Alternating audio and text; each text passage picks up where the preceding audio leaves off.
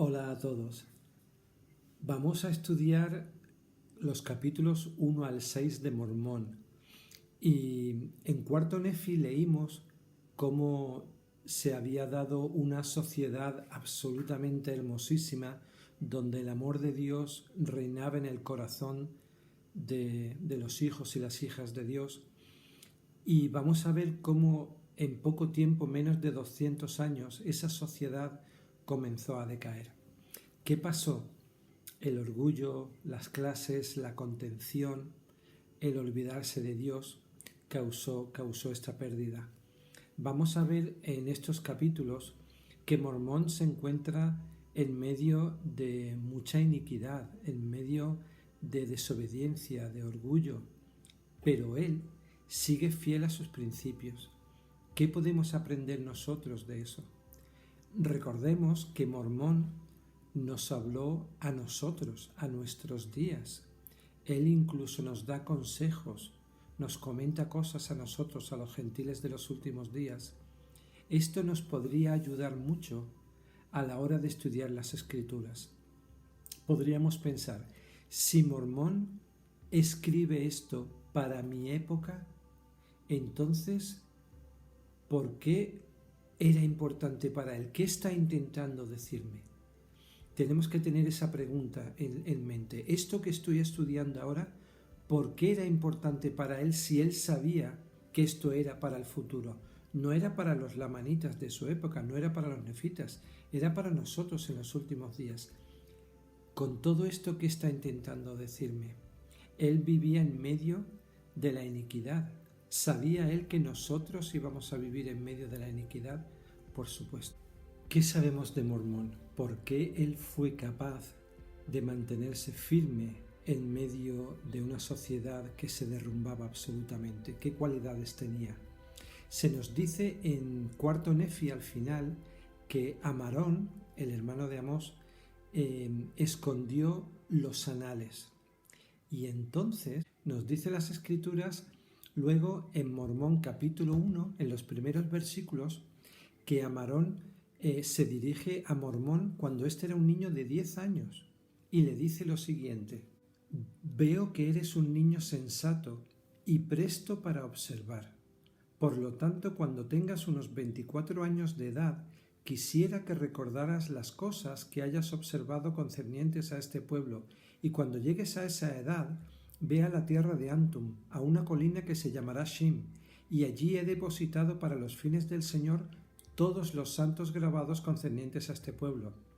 Y habiendo llegado yo a la edad de 15 años, y siendo de carácter algo serio, por tanto, me visitó el Señor, y probé y conocí la bondad de Jesús, e intenté predicar a este pueblo, pero me fue cerrada la boca, y se me prohibió que les predicara, pues he aquí se habían rebelado intencionalmente contra su Dios, y los amados discípulos, los 3 nefitas, fueron retirados de la tierra a causa de la iniquidad del pueblo. En Mormón 2, y sucedió que en ese mismo año empezó de nuevo a haber guerra entre los nefitas y los lamanitas, y a pesar de mi juventud yo era de grande estatura, por tanto el pueblo de Nefi me nombró para que fuese su caudillo, o sea, el caudillo de sus ejércitos. Y aconteció que hablé a los de mi pueblo y los exhorté con mucha energía para que resistieran valientemente frente a los lamanitas y lucharan por sus mujeres y sus hijos y sus casas y sus hogares. Y mis palabras los impulsaron un tanto a tener vigor, al grado de que no huyeron de los lamanitas, sino que los resistieron osadamente. Y en el capítulo 3 leemos que sucedió que los lamanitas no volvieron de nuevo a la batalla sino hasta después de haber transcurrido 10 años más. Y he aquí yo había ocupado a mi pueblo, los nefitas, en preparar sus tierras y sus armas para el día de la batalla. Y aconteció que el Señor me dijo: clama a este pueblo, arrepentíos y venid a mí, y sed bautizados, y estableced de nuevo mi iglesia, y seréis preservados. Y amonesté a este pueblo, pero fue en vano, y no comprendieron que era el Señor el que los había librado, y les había concedido una oportunidad para arrepentirse.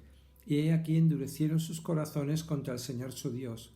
He aquí yo los había dirigido A pesar de sus iniquidades, muchas veces los había dirigido a la batalla y los había amado con todo mi corazón, de acuerdo con el amor de Dios que había en mí, y todo el día se había derramado mi alma en oración a Dios a favor de ellos. Sin embargo, fue sin fe, debido a la dureza de sus corazones. Por tanto os escribo a vosotros, gentiles, y también a vosotros, casa de Israel, que cuando comience la obra os halléis a punto de prepararos para volver a la tierra de vuestra herencia. Muy bien. Vemos aquí las cualidades de Mormón. Aquí aprendemos mucho de él. Con 10 años viene un profeta a darle un encargo. Con 16 años es el líder de los ejércitos nefitas. Con 35 años es cuando consigue rescatar las planchas que le había dicho a Amarón. Y aquí hay una lección importante. Amarón le dice: cuando tengas más o menos 24 años, haz esto. Era un profeta el que se lo estaba pidiendo. Pero él no lo hace con 24 años, lo hace con 35. ¿Por qué? Porque están en guerra. Están de un lado para otro. No tiene esa facilidad de transporte que tenemos ahora. Entonces lo hizo cuando pudo. En nuestra vida actual debe ser así. El Señor espera algo de mí, yo mismo espero algo de mí, pero las circunstancias son las que son y lo hacemos lo mejor posible.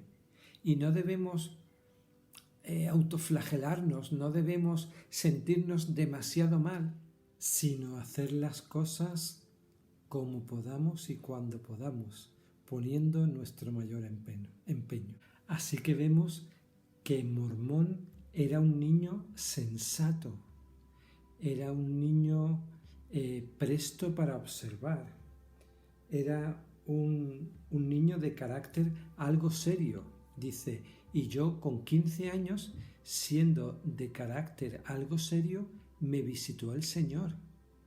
Yo no entiendo esto de carácter algo serio como de mal humor y que no quería ir a ninguna fiesta y que no quería jugar con los amigos, sino serio para las cosas importantes. No me dedicaba a bromas triviales, a blasfemias, a tratar las cosas del Señor de manera liviana. Y entonces todas estas cualidades, más las de obediencia, valor, coraje, el Señor le dijo que tenía que predicar y él predicó, y cuando le dijo que no tenía que predicar no lo hizo. Todo esto nos enseña acerca de él. Y a vosotros jóvenes os debería enseñar lo importantes que sois. Podéis ser grandes líderes aún en vuestra juventud.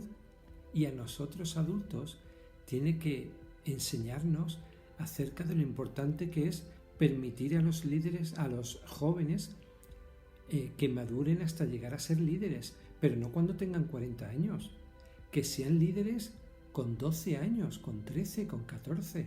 ¿Qué edad tenía José Smith cuando tuvo la primera visión? Mormón lo intentaba una y otra vez con su pueblo. Les llamaba al arrepentimiento cuando el Señor se lo permitía, luchaba con ellos, los animaba. Y hay una escritura ciertamente triste. Todo este pasaje a mí me encoge el corazón. Pero hay una escritura ciertamente triste que se encuentra en Mormón 2, del 10 al 15, no lo voy a leer todo. A partir del 10 dice: y sucedió que los nefitas empezaron a arrepentirse de su iniquidad y a llorar tal como lo había profetizado el profeta Samuel. Porque he aquí nadie podía conservar lo que era suyo por motivo de los ladrones y los bandidos y los asesinos y las artes mágicas y las brujerías que había en la tierra. De modo que empezó a haber quejidos y lamentaciones en toda la tierra a causa de estas cosas, y con más particularidad entre el pueblo de Nefi. Y sucedió que cuando yo, Mormón, vi sus lamentos y sus quejidos y su pesar delante del Señor, mi corazón empezó a regocijarse dentro de mí, conociendo las misericordias y la longanimidad del Señor, suponiendo por tanto que Él sería misericordioso con ellos, para que se tornaran de nuevo en un pueblo justo. Pero he aquí, fue en vano este gozo mío, porque su aflicción no era para arrepentimiento, por motivo de la bondad de Dios, sino que era más bien el pesar de los condenados. Qué triste esto, qué trágico. Su aflicción no era para arrepentimiento, era el pesar de los condenados. En el Nuevo Testamento se nos habla acerca de la tristeza que es según Dios y la que es según el mundo. No todo el que ha pecado y se lamenta es agradable a los ojos de Dios. ¿Por qué? Porque no todas esas lamentaciones son por el motivo correcto. Yo puedo lamentarme después de haber pecado porque me han pillado, porque mi reputación, como comentaba hoy el obispo Cuadrado en la clase de la escuela dominical, porque mi reputación se ha visto dañada. Yo puedo lamentarme después de pecar porque he perdido mi trabajo, porque me han pillado borracho muchas veces, etcétera, etcétera. La tristeza que es según Dios es aquella que nos hace ver que hemos ofendido a nuestro Creador y que hemos mancillado el nombre de aquel que derramó su sangre por nosotros. La tristeza que es según el mundo no piensa en Dios, no piensa en los demás, piensa en yo. ¿Qué pierdo yo aquí? ¿Qué he dejado de ganar, pero en el sentido material? He aquí, yo los había dirigido. A pesar de sus iniquidades, muchas veces los había dirigido a la batalla y los había amado con todo mi corazón, de acuerdo con el amor de Dios que había en mí, y todo el día se había derramado mi alma en oración a Dios a favor de ellos. Sin embargo, fue sin fe debido a la dureza de sus corazones. Mis queridas hermanas y hermanos, oremos por aquellos que no están de acuerdo con nosotros. Amémosles a pesar de no estar de acuerdo con nosotros. Primero, asegurémonos de que estamos en el lado correcto y no en el equivocado. Cuando alguien no es de nuestra fe, cuando alguien no es de nuestra manera de pensar, son hijos de Dios, hijos e hijas de Dios. Amémosles. Si son de otra fe, si son de otra ideología política, si son de otra raza, si son de otra cultura, ¿qué más da? Tratémosles bien. Mormón lo hacía por su pueblo y mira que su pueblo ya llegaba un momento que es que no se lo merecía. ¿Sí? Y por último, recordemos que Jesucristo nos espera con los brazos abiertos.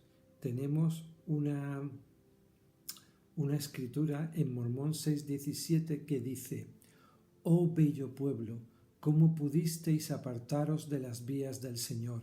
Oh bello pueblo, ¿cómo pudisteis rechazar a ese Jesús que esperaba con los brazos abiertos para recibiros?» Si es que me encanta Mormón, si es que es mi héroe.